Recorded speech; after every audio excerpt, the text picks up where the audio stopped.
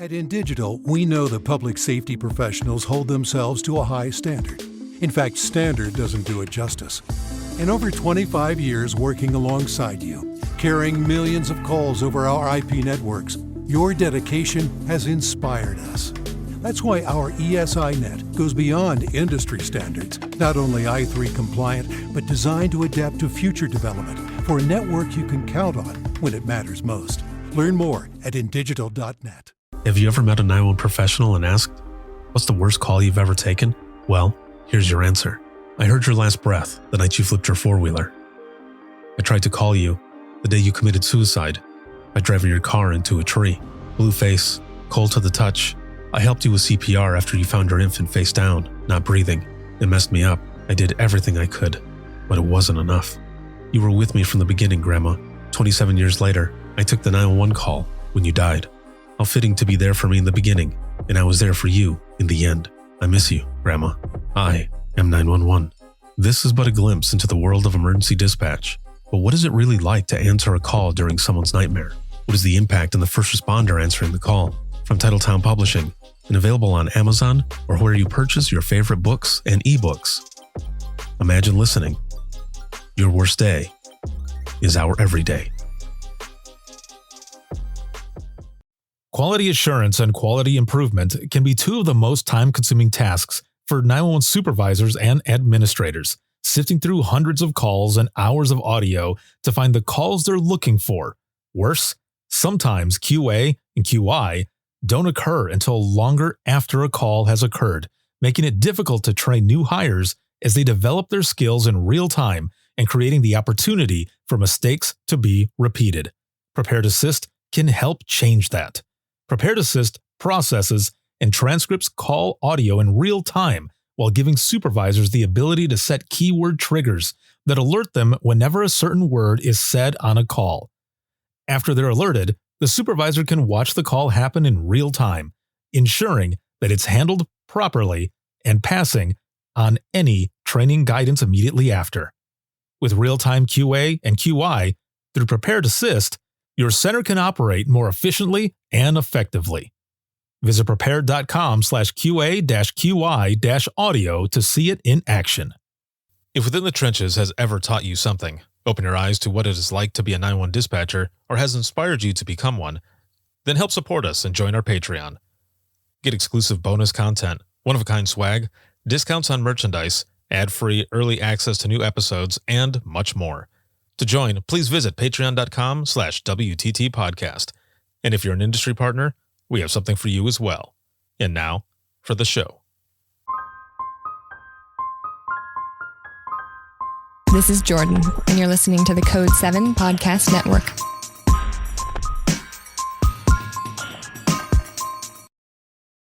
Warning. This episode contains the 3 A's of podcasting: adult content, adult language, and awesomeness. You've been warned.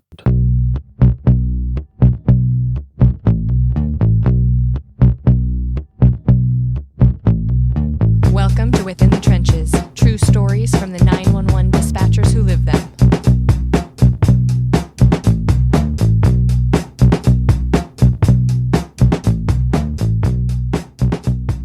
Hey, what's going on? This is Ricardo with the Code 7 Podcast Network, and this is Within the Trenches, true stories from the 911 dispatchers who live them. This episode is sponsored by InDigital, a leader in next-gen core services, and a big shout-out, as always, to subscribers of the podcast, whether you are on Circle, Patreon, or Facebook. Thank you so very much, but all of you as well who are here watching, listening, supporting, sharing, all of it. Thank you so very much, because I wouldn't be able to do everything that I do if it wasn't for all of you. Because of you, you have made Within the Trenches podcast, Imagine Listening, the I Am 911 movement. Everything that I do is because of all of you and your continued support and your trust in me to share your story. So thank you so very much for all of that. A lot of big things going on. As always, I have a week full of episodes to not only record, but also edit, and a lot of conferences that I'm going to be going to as well, and classes that I'll be teaching in North Carolina and Kansas, possibly out in Colorado. So there's a lot of different places that I'm going to be heading out to, and I am super excited for that. But I also want to mention a big shout out to Prepared for being a new Social Media Plus sponsor. Thank you, Prepared, very, very much. And as you heard in the beginning, we've got some ad reads, some information for Prepared that they sent to me, and it was a lot of fun doing those as well. So I hope you enjoy those.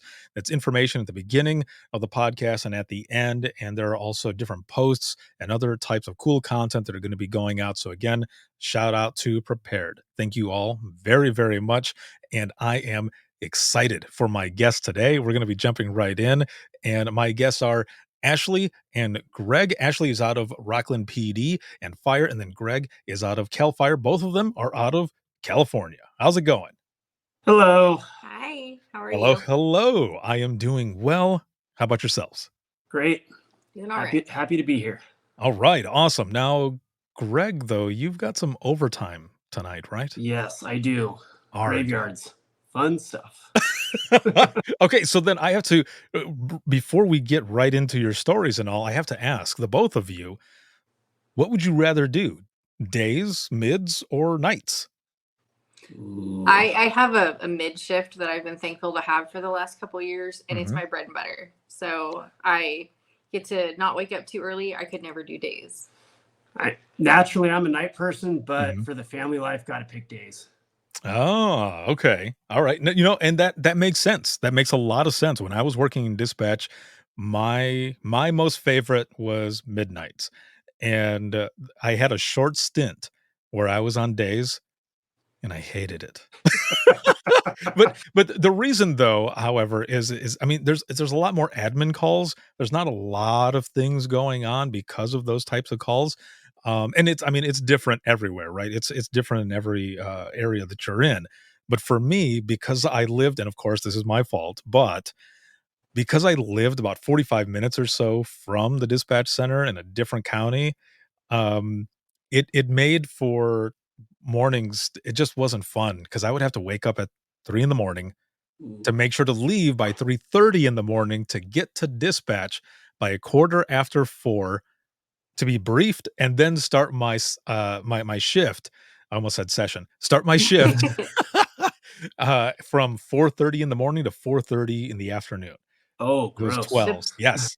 the bad part about being on the shift I am is they move me where I'm needed. So I will get ordered sometime days, and we don't start until 6, and we don't do briefing. But still, yeah, it's an early morning, and I just sit in my chair and I'm like, we'll be alive in 4 hours. Please do not disturb. Like, Oh, that is hilarious. Yeah, I just, and when I very first started out though, and I was working mornings in the central dispatch, that is, because I worked at 2 different centers, but when I was working at the central dispatch center, I was working mornings with a team of seasoned ladies that were dispatching, and I mean they taught me everything, and I enjoyed my time with them. But there was one dispatcher, she loved coffee, and I love coffee too. But I tried to go cup for cup with her once, bro. Oh. no.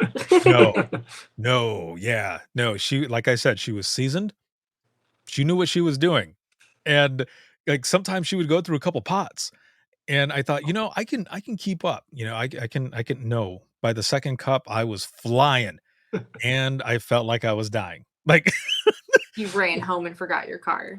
pretty much, yeah, that's how fast I was. I was all over the place, but, yeah, I tried to go cup for cup with her, and she's like, "Where are you?" It's like, "I'm dead. I'm over here. I can't do it anymore." But, yeah, that's I had to ask because everybody is different, everybody, some like, nights, some like days, and some actually like mids, and you actually you dig mids. I couldn't do mids because I felt like I was, I guess, kinda missing out on a lot of different things. Well, it works because I'm able to be home at night for the kid and Ah, see him off to school in the mornings. yeah. It is a lot because I see every shift, I see everybody. But on the flip side, I get to know about all the calls. Like I'm there for most of it. So That makes sense. And it all works out. You end up having all that information and everything as well.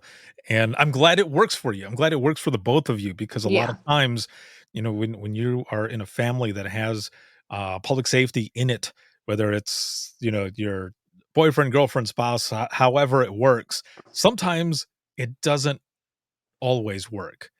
What I mean by that is it just not that it doesn't work. You just have to adjust a lot more.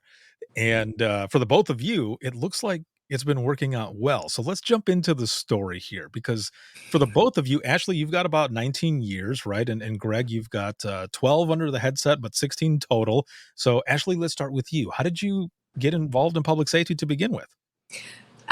Well, so had not such a great childhood, lots of violence and things like that. And at a very young age, I clicked that when you call the police and they show up, the bad things stopped. And so for me, it was, hey, I really want to be that person for somebody else that's maybe in my position. So when I was 15 or so, I joined a cadet program and then made it through the ranks, aged out at 18. And right out of high school, I applied at my first agency, which was Placerville, and for part-time records. And I get a call from the captain, and they're like, hey, we actually need a dispatcher and you'd be great. So we're putting you in for full-time dispatch. So there you go. And that was how I got in right out of high school. Know nothing, but was very excited and scared shitless. But okay, hold on.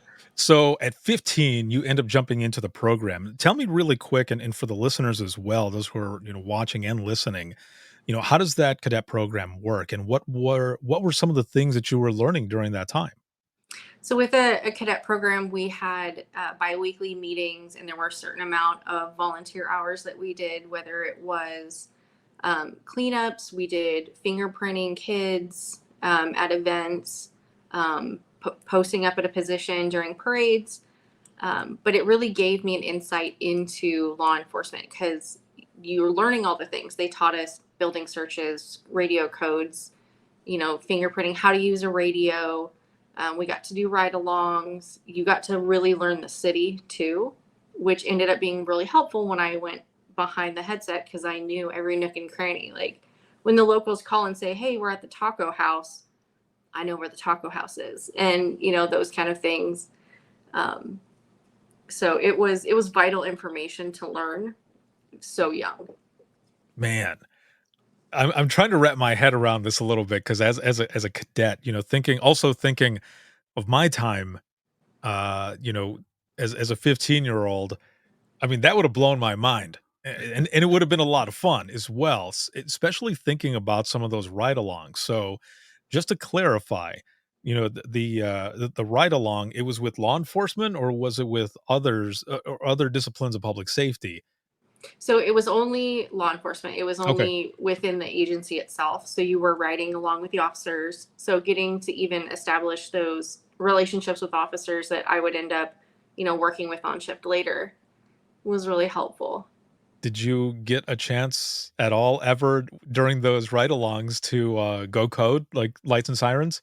Absolutely. Oh yeah. Oh Oh, yeah. It was damn.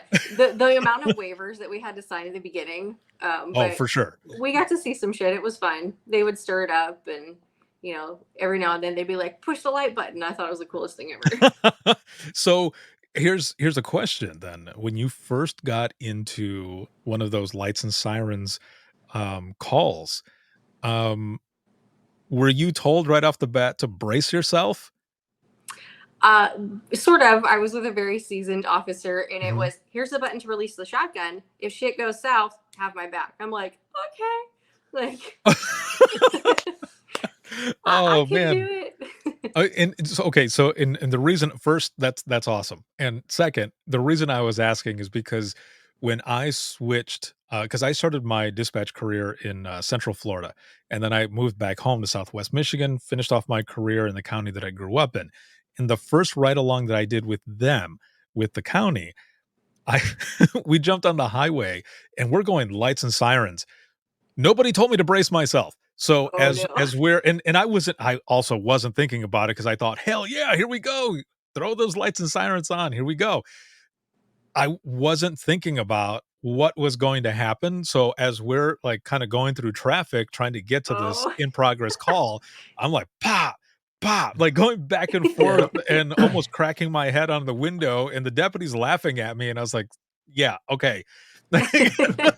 Like, I get it. I need to brace myself now. So people probably saw us passing by and me, with my face just smashed into the window. But Bear down. yes, those were some fun times. So it sounds like you went through a lot already right off the bat with that experience and moving in, and you end up getting this position right at 18. Now, I was 19 when I started, so I can relate there, starting early and having dealt with so many different things, but also thinking like, how is this that I'm at this age and I'm working with all of this, and it's just kind of your mind gets blown a little bit, doesn't it?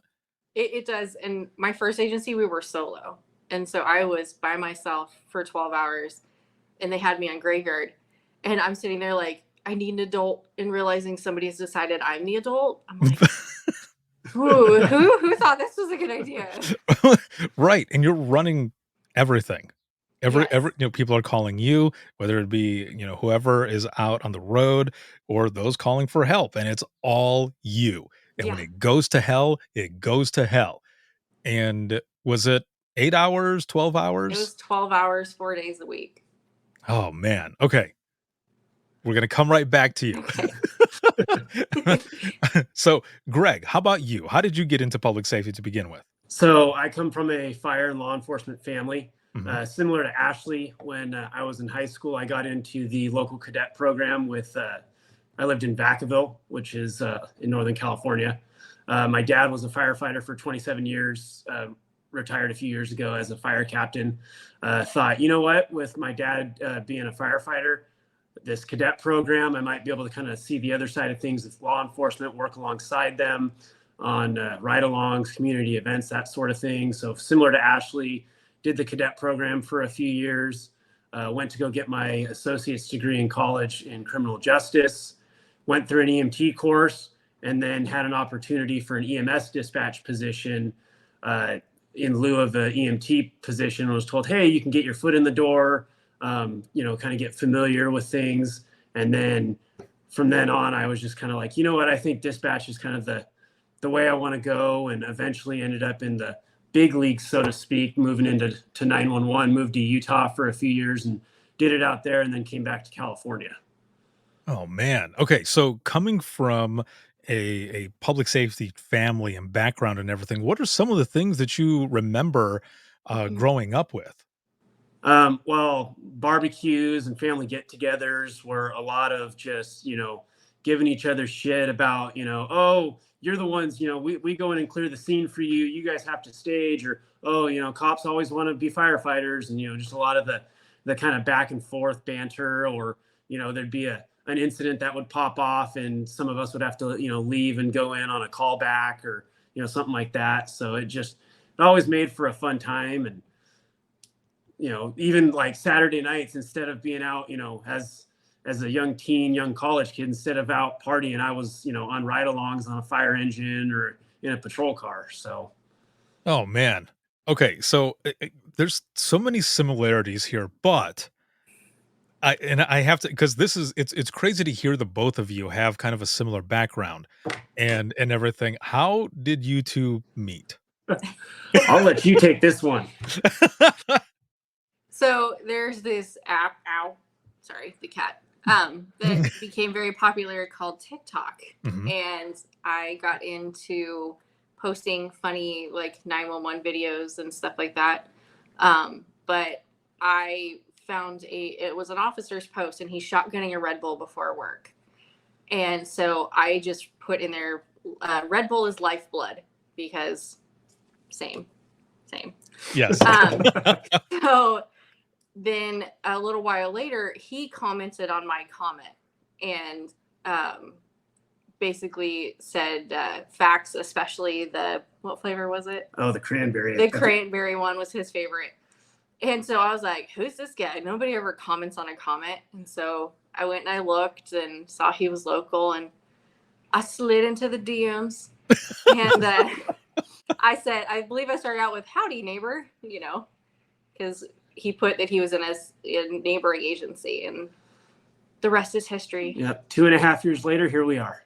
Oh man, that is so. I mean, when did you two, when you were talking and everything, when you were talking in the beginning, you started sharing how the both of you came up in public safety as well. I mean, what was that thought? Because for me, just listening to the both of you talk in my head, I'm thinking, what are the odds that you two would end up meeting the way you met and come together and everything, but also have such a similar background in starting out? It's interesting. It leads to a lot of, sharing stories, and it's fun finding the similarities but also differences. There are times where it's like, well, I learned this way and my way's better, and he's like, well, I learned this way, and It's a house divided. sometimes it is. Yeah. Yes. He wears a lot of red, I wear a lot of blue, but Oh man, it's just Crips like and Halo, Bloods up just in like here. red versus blue. Oh man, that is But interesting. it makes it nice because obviously it works for those that aren't in public safety, but having both of us in it and such similarities, just how easy it is to validate what each other's feeling and going through, it makes it really smooth and really easy. See, and that's one of the things that I was going to ask the both of you as well, is when you're going through your shifts and all, and then you come home and you're together, it has to feel good to have that support system. Not that folks that are, married or, boyfriend, girlfriend, whatever, whatever the case may be, not that someone who does not come from public safety would not understand, but there's a little bit more that makes it, I guess, special in a way, Yes. because you know exactly what it's like if you have taken a certain call and, you're kind of down about it or just really in your head thinking about it. Ashley might have taken a similar call and she's able to talk to you about how it went for her or vice versa, Absolutely. and I love that you both have that dynamic, but also that support system, because there's a lot of folks out there who are just kind of floating in the wind, so to speak, where like myself, um, when I would take some of these hard calls, like my wife doesn't come from public safety or anything, and I would talk to her about them, but she would tell me, I'm not sure how to respond to you other than to, hug you and, give you a kiss or whatever and tell you that I love you. And I'm like, that's really all I need, you know? Yeah. But there were times as well where we would be at a cookout with officers or whatever and other dispatchers, and I would be sharing the funny stories, and she would hit me on the arm and say, "How come you don't ever tell me those stories? How come you're telling me all the other ones?" I'm like, "'Cause those are the ones that are in my head at the time." So it's cool that the both of you have that. Well, it's nice because he shares the similar dark humor and stuff. Sorry, the cat is incredulous. But because I love the humor and the dark jokes, and in past relationships, you almost don't share the hard calls because you want to save them from the shitty parts of humanity. Right. Very true. But he actually, where he works, he's able to listen to my radio channel. And so he'll make comments sometimes of, why'd you send that engine instead of that engine? Or he'll be driving to work and I'm able to take calls on the floor. And so I'll set him down, my phone's open, and I'll take a call. And I know it's going to be an EMD. And I go, fuck, because he is going to critique the way I EMD it because he's an EMD master. And so he'll be like, why did you ask it this way? And I'm like, stop. My supervisor has joked that I've become better because I'm worried that he's going to give me shit. And so, hey, I mean, whatever works, right? But also for those who are watching and listening, because there's a lot of folks that watch and listen that are from the general public that like to hear, the stories and the processes and all of this stuff. For those who are watching and listening who don't know what EMD is, I do. But for those who don't, what is that? What is it exactly? It's emergency medical dispatch. It's the protocols and the program that we gather information and give instructions for those who are calling for medical reasons. Now, very well said. And also, do you have the electronic version or do you have the cards? We have both. Both have Oh. both of them. We primarily both use the ProQA, the Yeah. electronic, but when things go down or if you need a quick reference, we have the card. Both of us have the card sets right there that we can go to. Right, exactly. And again, for those who are watching and listening with those cards, when I was in dispatch, the dispatch center that I was in, we did not have the ProQA yet. Ooh. But I mean, we had all the cards. So again, for those who are watching and listening, the cards are like they're like this big, they're enormous, and you flip. So you're asking all of these main questions, and depending on the answers of those questions, you flip to whichever type it might be, and then you read from there and you go off of those. But when someone is saying that they're in labor, you're like, oh my God. I can never find the card in time. I'm like, oh, where? Those are the worst ones to navigate. Absolutely. Yes, they are. There are two different sections of those, and you're reading all of those, and it's, they're just talking about, getting towels, getting a shoestring, and Yeah. all of these different things, and you're just going, going, going, going. And we would sit there sometimes and we would practice with the cards and we would start, throwing out questions and we would go through scenarios, but damn, when it actually happens, it doesn't matter how many scenarios you've gone through. It's just like, here we go. This may sound terrible, but I'd take a CPR over a childbirth any day. Whoa, really? Yes. He's the CPR king. He gets them every shift, it seems like. Wow. So would you say that you're possibly the ship magnet? Oh yeah, absolutely. Oh, really? Black cloud, ship magnet, absolutely. Absolutely. Oh no. Okay, so before we go back into the come up and everything, as a ship magnet, like how many calls do you think during those moments of being a ship magnet are just like rocking? They're just coming in. Ooh. How about this? Is it to the point where you've taken so many that you look up at the clock and what you think should be, man, it should be halfway through the shift, it's actually only been like 15 minutes? Oh, absolutely. Probably at least a few times a week, at least. Oh, man. Okay. I will work with Ashley then, not Greg. But then again, no, because I like being busy too. So, okay. I'll work with Greg. Yeah, because I would rather be busy. There would be a lot of times, and of course, those who are watching and listening, they're going to think, "Wait, why? Why do you want it to be busy?" And the reason I say that too is because I used to tell my family and friends. They would ask, "Oh, how's dispatch been?" I would say, "Man, it's been kind of dead." No pun intended.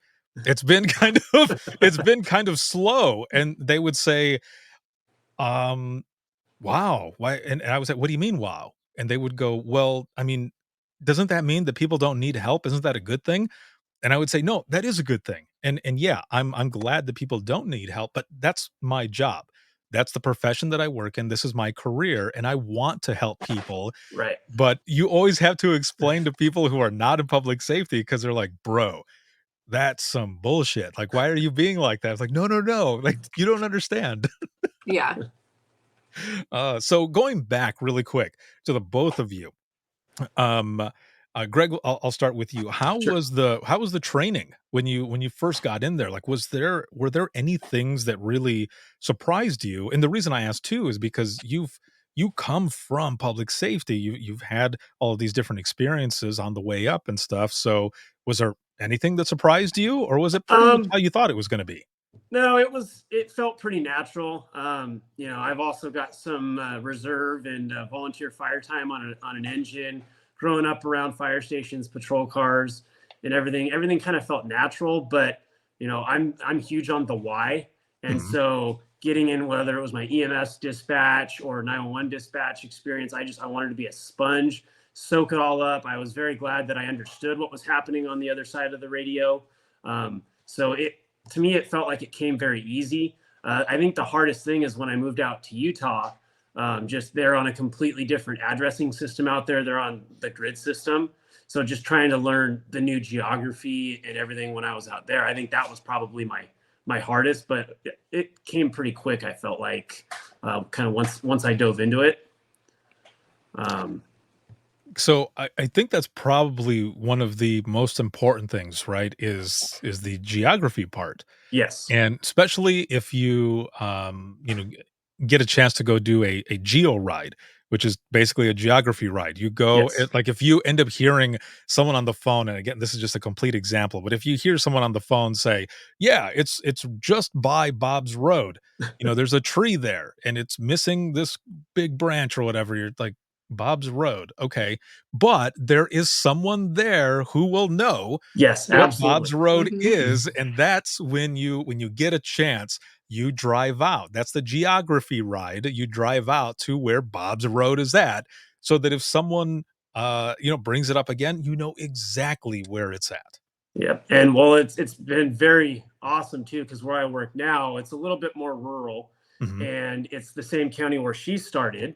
So being newer to the county that in the unit that I'm in now, because I grew up a couple counties over, she's been huge in helping with geography on the days off, kind of, just driving around the county and learning it. Or, when someone calls in and says, oh, I'm on Jake Way, and I'm like, what is that? And she's like, oh, it's Jaqueer, but everyone locally calls it Jake Way. And, learning those little tidbits, it's been huge.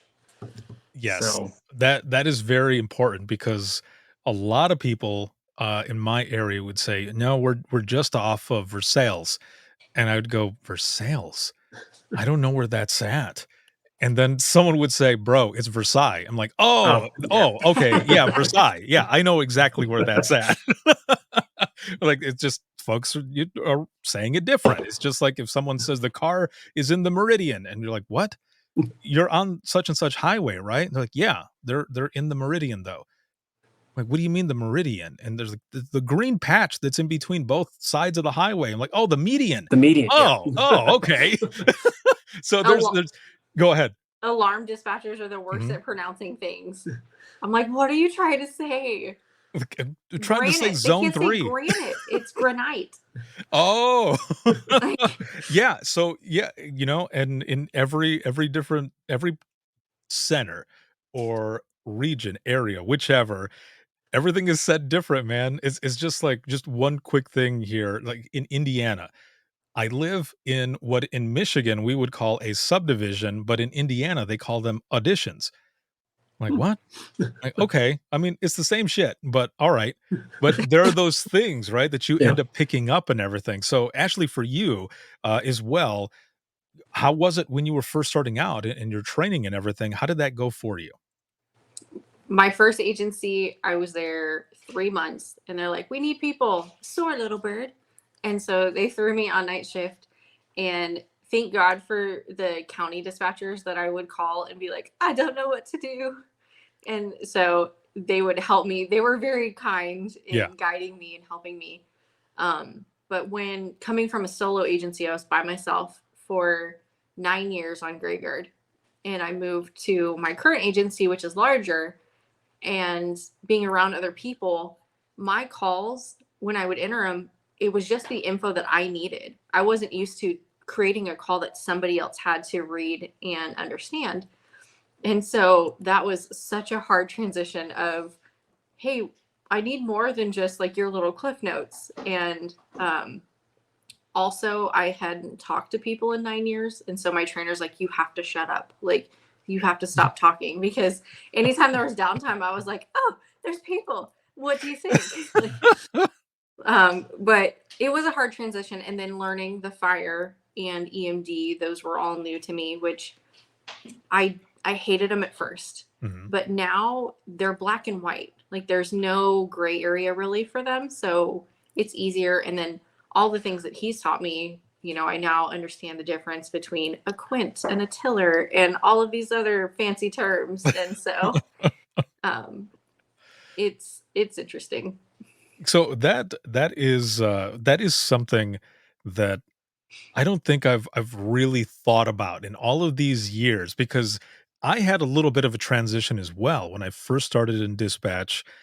It was a small police department, probably 12, 13 sworn officers, and that's including the sergeant, lieutenant, and the chief. And Mhm. there were only a few of us dispatchers, and it was one person on for 8 hours. And when I moved back to Southwest Michigan, I was working at a central dispatch, so I was working with the team as well. And you're right, trying to learn about all of those different things and how to work with the team and stuff, it was kind of difficult in the beginning, because just as you said, and you really, it made me think about it, like maybe that's why I was having some issues and stuff with the narrative when I would put things in and people would be like, I need more information, because I was simply putting it in the way I was doing it when I was by myself. So Mhm. well done there. You helped me through a point right now as well. So you going through all of that, learning it. What about when you start taking your phone calls, those first phone calls that are coming in, whether it's while you're still training or off training? Do you remember some of those first phone calls in the beginning there? So I remember, I don't know, I don't remember my first calls. I remember like your first type of call. Hmm. So my Yeah. first EMD call was a deceased person, and it was like, oh yay, it can only get better from here. As bad as that sounds, Right. like, hey, once not that I kill them, but once you kill someone, there's only going up from here. Right. And or like your first structure fire, your first pursuit, like you remember those ones. But I just remember being on night shift my first night, staring at the phone like, please don't ring, just begging it not to happen, because I was so scared I was gonna mess it up. Oh man.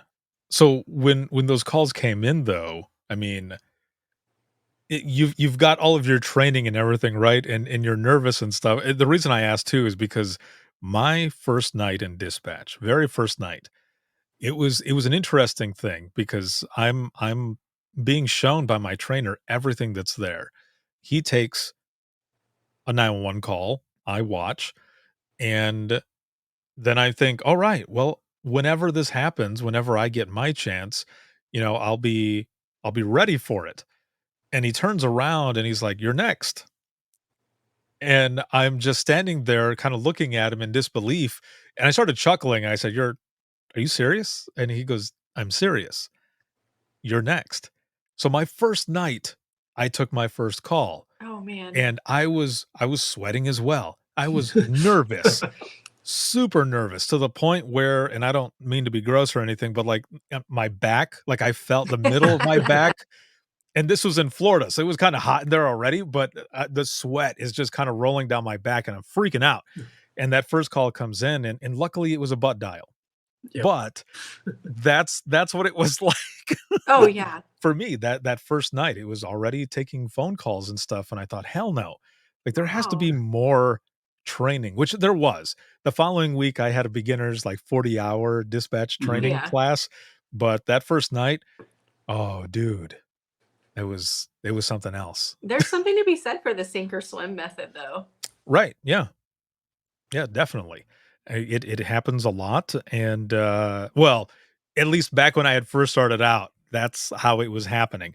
It's a lot different now, right? There's way more that goes into it, but hell, we never know. There might be some smaller dispatch centers out there that's like, whoop, throw you right Yep. into Yeah. the lion's den. It's like, "All right, sink or swim. Let's see what happens." But also for those who are watching and listening, in my situation, I'm sure in other situations as well, when you get thrown on that first call, there's somebody listening with you. There's someone who is Absolutely. going to jump in. So for those who are watching and listening and are thinking, "Oh my God, these guys have no training." No, we have tons of training, and we Oh yeah. train for hours and hours and hours. That might have been my first night with no training, and I was already taking a phone call, but my trainer was right there and he was listening.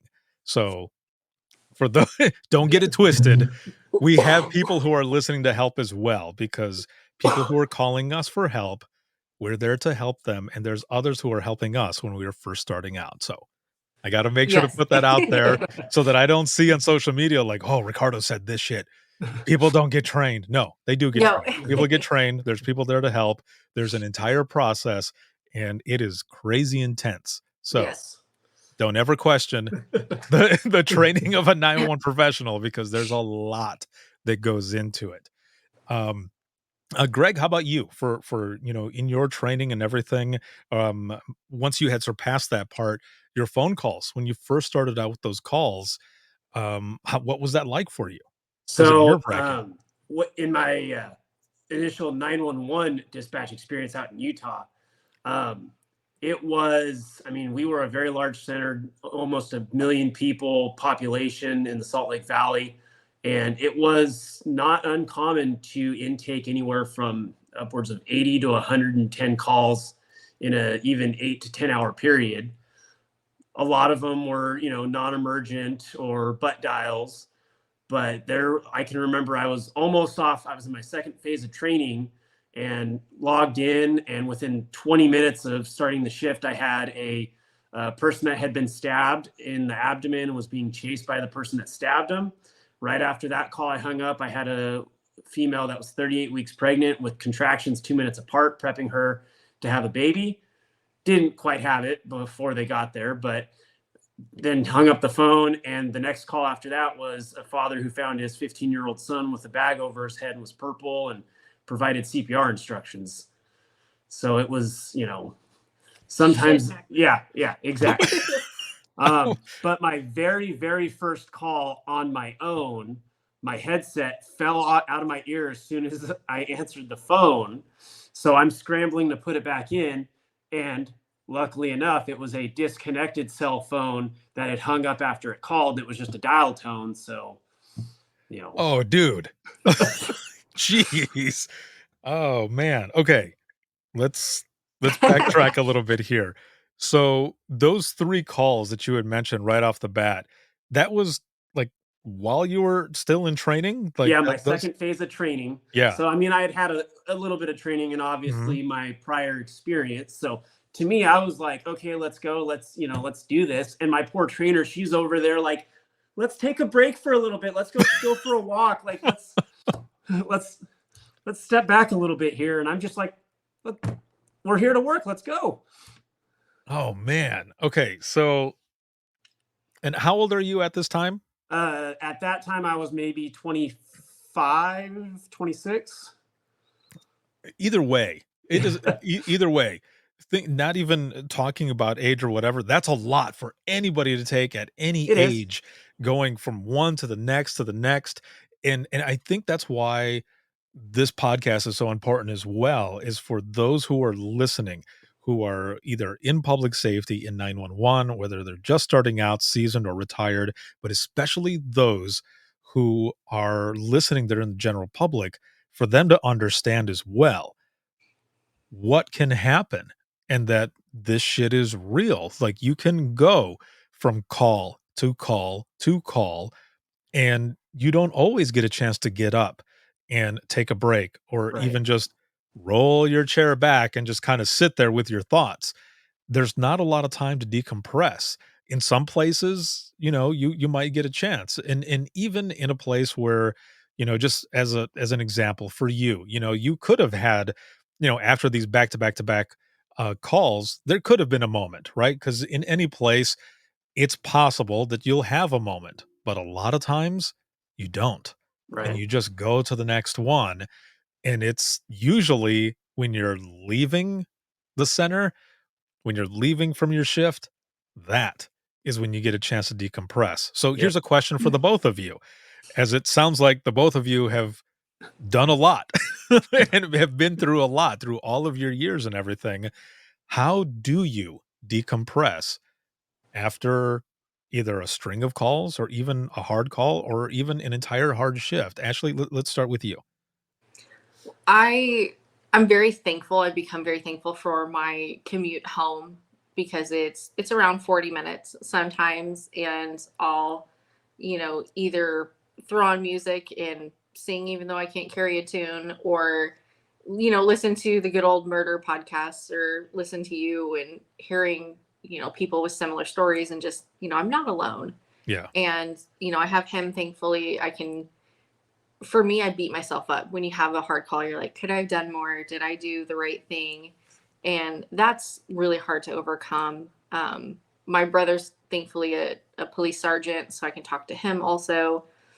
And thankfully my center is we're very close and everybody is very supportive.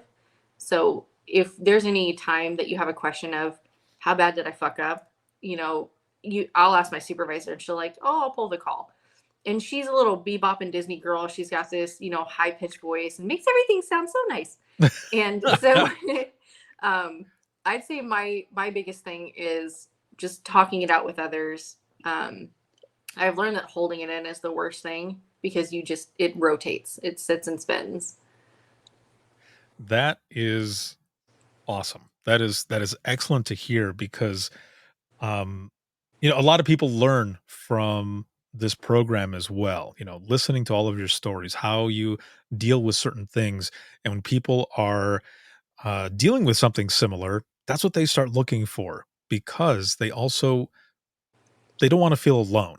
Mhm. And out of over a decade of doing this program, that's probably one of the biggest things that I've seen in emails from people is just saying, thank you for doing this and having these stories out there because and this was one of the first people who had sent something to me. Excuse me. They said that they were in training and they were struggling really bad and they felt like they were completely alone. And then they started listening to episodes or reading some of the stuff that I had put out there. And then they realized, no, I'm not alone and I'm not in this alone. And when I feel comfortable, I'm going to talk about it. And to hear you say the things that you've said, that is amazing because I found out the hard way and that was by bearing my calls. And I wouldn't really share them and I wouldn't put them out there because there was that stigma and the stigma is still there in some places, right? But that stigma of if you're asking for help, you're weak. And that's not the case. There's more courage in actually opening up and sharing and being vulnerable because there are a lot of folks who won't. But when you do, and those other folks hear about it and they feel comfortable enough, eventually, when they're ready, they start sharing as well. And that's when we all come together in support because we have each other. So that is awesome to hear. Well, and even it's great to see a lot of people maybe don't have the support systems at home that I do or their center, but you see the dispatch, Facebook groups, Instagram groups, things like that. I mean, even, the I am 911 movement, you see people sharing stories and or people able to vent and feel validated and vindicated and all the things that they're going through, I think is extremely helpful. And it's good to see the community come together. Like, I don't know you personally, but we do the same job. So I'm here Mhm. for you.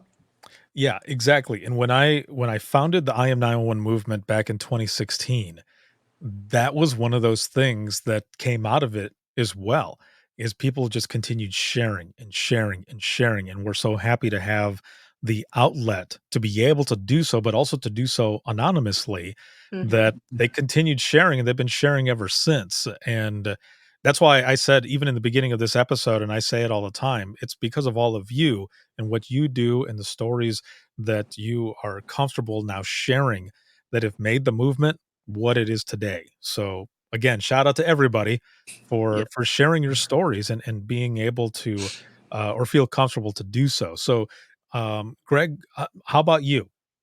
How do you de-stress? How do I de-stress? Yes. Well, Yeah. so I have about a 30-minute commute. Same kind of thing, podcast, music, um, talk to her on the phone, go over the day. I'm also very big on when I'm not at work, I've got hobbies. I snowboard, I PC game, mountain bike, golf.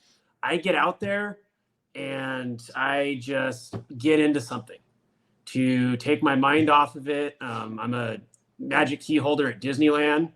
Got into doing that recently. So just anytime I've got vacation, Mhm. just or even regular days off, just get out there and try and get my head into something else. Amazing. So and That is that's yeah, go ahead. it's one of those things that like I tell new people when I've got trainees is when you're out of these walls, go find a hobby because it will help. I am all about that because and also, hang on to your friends that are not Mm-hmm. in Yes. public safety as well Yeah.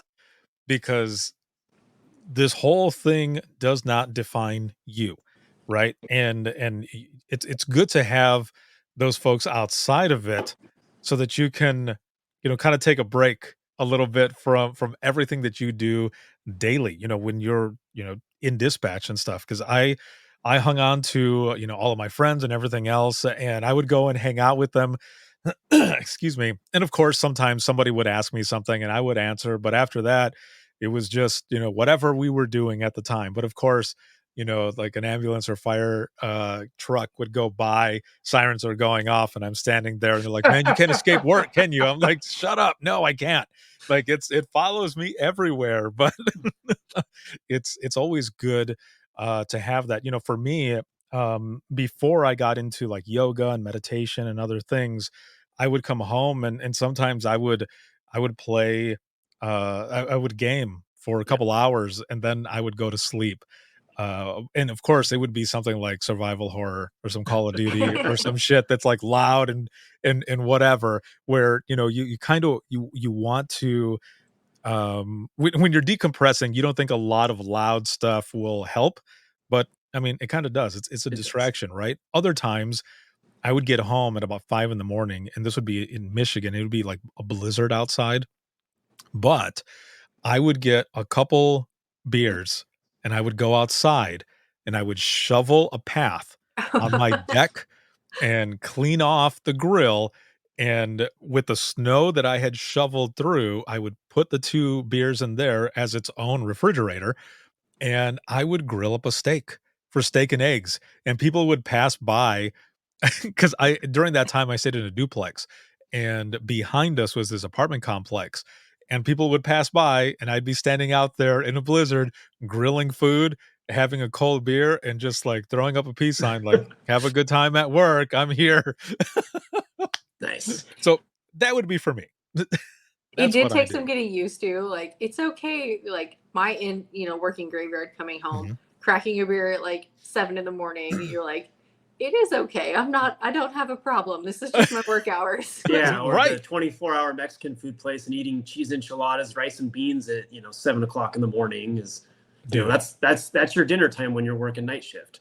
I'm all about it. Yes, I am right there with the both of you. Yes, hell yes. Man, I would have loved to have worked with the both of you. That would have been awesome. So, um, for my next question, and of course, as long as you both feel comfortable, Greg, we'll start with you. Okay.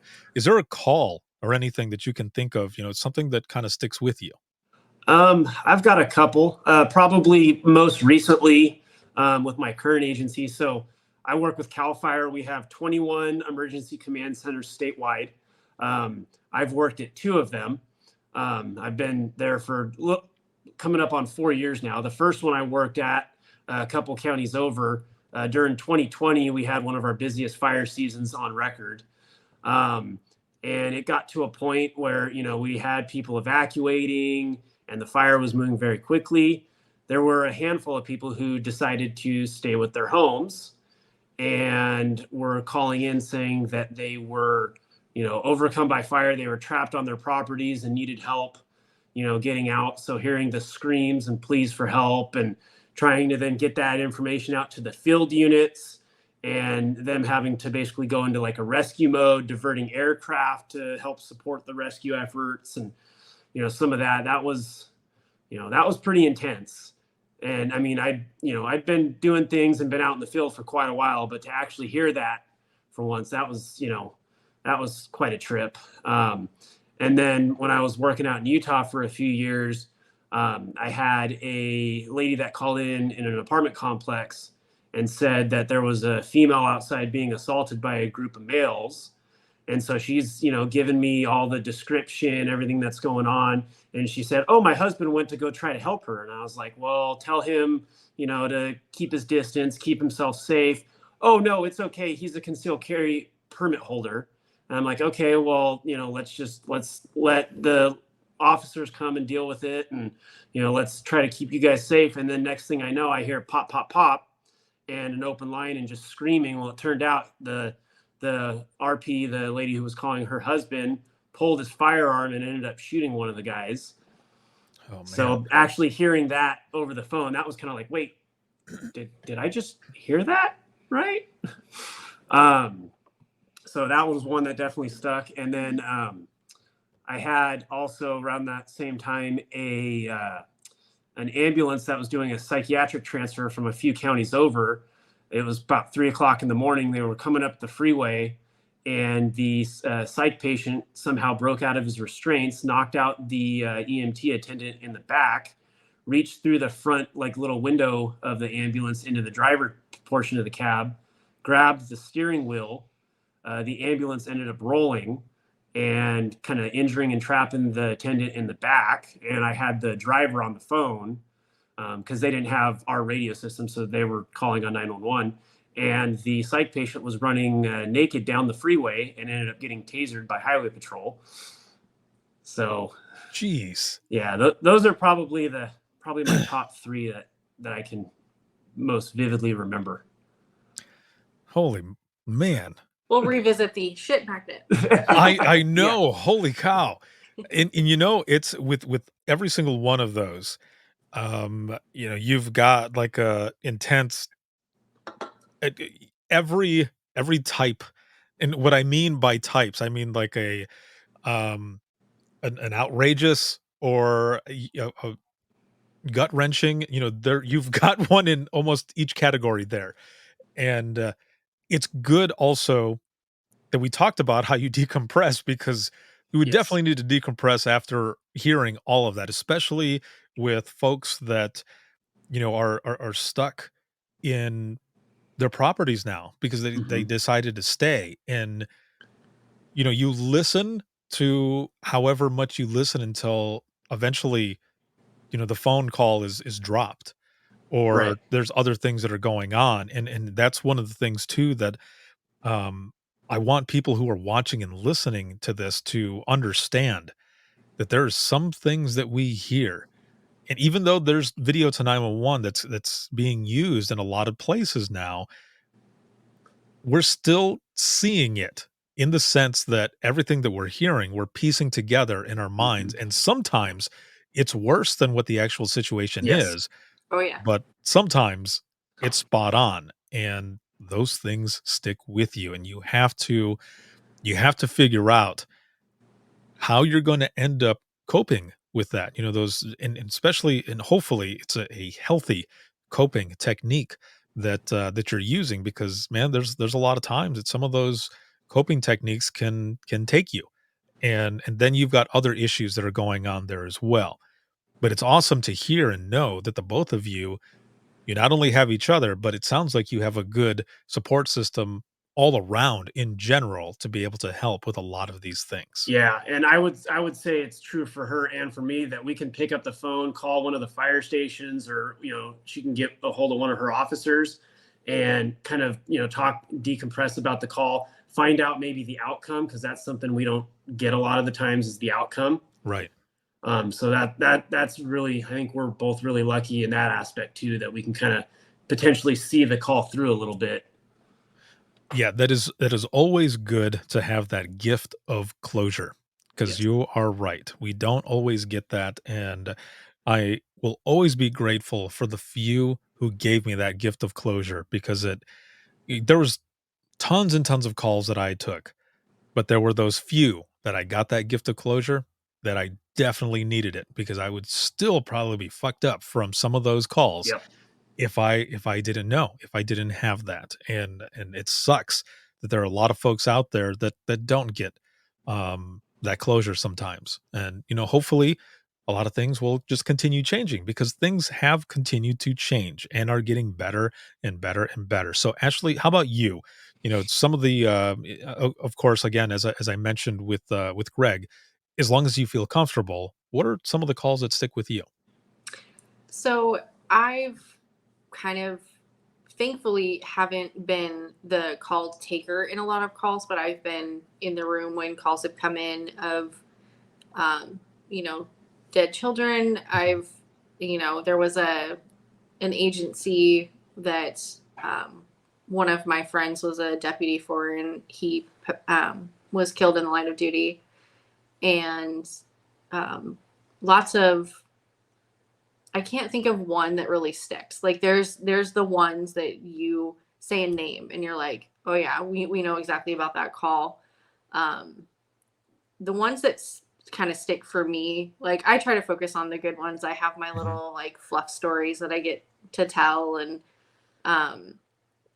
but for me, I'm fascinated by psychology, like what makes your brain tick that way. And I tend to be the lucky one that ends up negotiating for an hour plus with the drunk guy who's barricaded and wants the officers to shoot him. And those are my favorite because, you know, he's up here, he's pissed off at the world. And then, you know, you talk to him and the satisfaction of getting him to come out, hands up, you know, no, everybody walks away just fine. Those are kind of my favorite. And I seem to be the one to get all the crazy, the crazy people, the drunks, the ones that want to, you know, hurt themselves or end it. And I don't know, just the satisfaction of convincing them that, hey, there's going to be another day tomorrow. Let's approach that new day tomorrow. See, and I love that. I love that that's where you went with it as well, because there's a lot of horrific that is in 911, right? But there's a lot of stuff that is good and a lot of stuff that's rewarding. And for those who are watching and listening who heard Ashley say, those are my favorite ones, I have to explain because I would get this as well. I would say, you know, my favorite calls to take were domestic violence calls, and people would go, "Is there something wrong with you?" And I was like, "Well, maybe a little bit, right?" Because it takes a special person to be in this profession, right? To have this career and make it through and do well and everything. But in this explanation, what I mean is, you know, in just the way Ashley, you were saying, you know, these are the moments where you're putting like not that you don't put everything into every call. It's just there's a lot more resources and like you said, that satisfaction of when you're done, everything that has gone into that call, you did that. And you get to have that moment of triumph. And I tell people, you need to make sure to write down your wins. If you're not journaling already, or even on a scrap piece of paper, man, write down those wins, because when you're having a hard shift, when you've taken a hard call and you have those moments that you're sitting there thinking, am I in the right place? Am I doing what I'm supposed to be doing? Am I doing enough? You are doing enough. You go back and you read those wins and you remember that why, you know, why you started to begin with. Yeah. And it's a good thing to have those. So this has been awesome to have the both of you on this episode. This has been a lot of fun, and I can't believe we're already at the hour, Yeah. because it didn't even feel like we've been talking that long. So I've got a question, one last question for the both of you, and it's not a question that I sent you. So, Okay. so Ashley, I'll start with you, and the question is, and it'll be the same for the both of you, but to start out with Ashley, um, if you could go back in time, because you've got 19 years. If you could go back in time with the knowledge you have now to talk to yourself in the beginning of your career, what advice would you give yourself? It would probably be trust your instincts. I mean, you're in this field for the right reasons. It pretty much, you can say that across the board. Anybody that's putting themselves in the position to try to help people, your heart's in the right place. And regardless of how much training you have, you know, how many years on, you're going to fuck up. I mean, to err is human. We may sound robotic, but we are humans. And just trust your instincts because you're doing the right thing. Awesome. Thank you so very much. And Greg, same question. If you could go back in time with all the knowledge that you have now to talk to yourself in the beginning, what advice would you give yourself? Probably because I can remember my early years, I would definitely kind of beat myself up if I made a mistake. To, you know, hold your head high. You're doing a very noble profession, very, you know, something that not a lot of people can do. So just stick with it, keep at it, keep doing what you're doing. It's worth it. You're making a difference. You're going to make mistakes, learn from them, and just keep doing what you're doing. And in the long term, in the long run, it's going to feel good, and you're going to be very happy with what you've done. Perfect. Awesome. Thank you both once again for being on the podcast. This was so much fun to get to learn more about the both of you. Also, how you ended up getting together again. I mean, what are the odds? Like, that is so awesome, man. I'm happy for the both of you, and just for everything that you do for this profession. Thank you for what you do. Thank you. Yeah, thanks for having us. Yeah, of course. It's been a lot of fun, and I will be right back here with you in just one moment. And for those who are watching and listening, if you have any comments, questions, or you ever want to be a guest on the show, you can email us.